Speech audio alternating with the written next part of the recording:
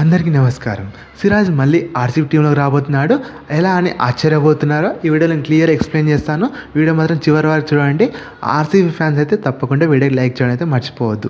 మనం ఏమాత్రం ఆల్సిన టాపిక్లో వెళ్ళిపోదాం. విరాట్ కోహ్లీ మరియు సిరాజ్ అంటే ఇద్దరు అన్నతమ్ములా కలిసి ఉంటారు. వీళ్ళిద్దరు అగ్రెషన్ చూస్తే ఫ్యాన్స్కి పండగలా ఉంటుంది. అయితే వీరిద్దరు వేరే టీంలో ఆడుతుంటే ఒకరు బ్యాటింగ్ ఒక బౌలింగ్ వేస్తుంటే ఫ్యాన్స్ చూడడానికి అయితే అస్సలు ఇష్టం ఉండదు. ఎందుకంటే వీరిద్దరికి ఒక సపరేట్ ఫ్యాన్ బేస్ క్రియేట్ అయింది.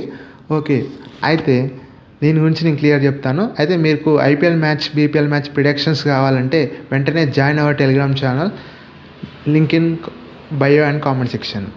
అలాగే సిరాజ్ అయితే ఒకవేళ ఈసారి 2025లో జరిగే ఐపీఎల్లో ఒకవేళ సిరాజ్ పర్ఫార్మెన్స్ బాగా చేయకుంటే, గుజరాత్ వాళ్ళు రిలీజ్ చేస్తే వెంటనే మళ్ళీ నెక్స్ట్ ఇయర్ జరగబోయే వేలంపాటలో సిరాజ్ని ఆర్సీబీ తీసుకోవడం అయితే పక్కా.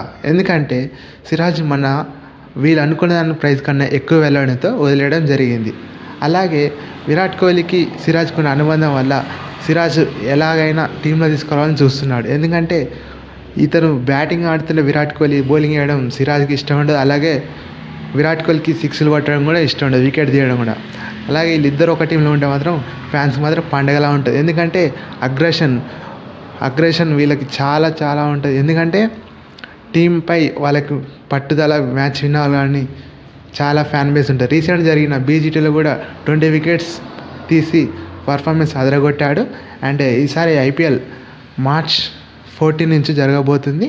చాలామంది వెయిట్ చేస్తున్నారు. వారందరూ ఒకవేళ సిరాజ్ మళ్ళీ ఆర్సీబీలోకి వస్తే చాలా హ్యాపీగా ఉంటారు. ఓకే, వీడియో ప్రతి ఒక్కరు ఆర్సీబీ ఫ్యాన్స్ అందరూ లైక్ చేయండి, అలాగే సబ్స్క్రైబ్ చేసుకోండి, నోటిఫికేషన్ ఆన్లో పెట్టుకోండి. నేను మరిన్ని అప్డేట్స్తో ఎప్పటికప్పుడు వస్తాను. Okay, thank you for watching my video. Please like and subscribe, share.